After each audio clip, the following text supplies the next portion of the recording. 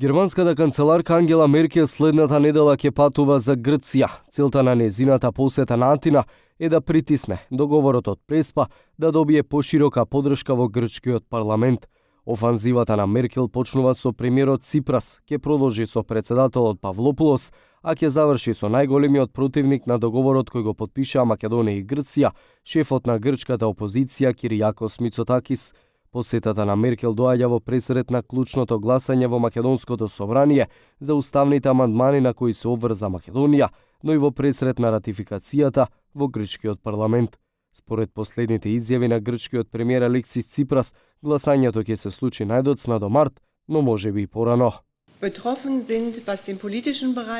Не можам да предвидам дали канцеларката ќе разговара за ова прашање во Атина. Меѓутоа, принципиелно можам да кажам дека германската влада решително го поздравува договорот и продолжува да се надева дека овој деценијски судир конечно може да се реши.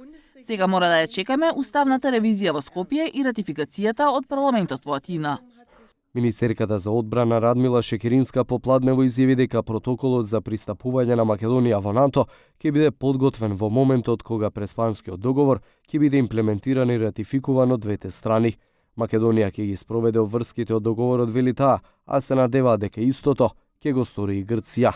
Во меѓувреме Ципрас сака со апсолутно мнозинство да докаже дека Сириза не е сама во имплементацијата на Преспанскиот договор и ја има поддршката од другите партии.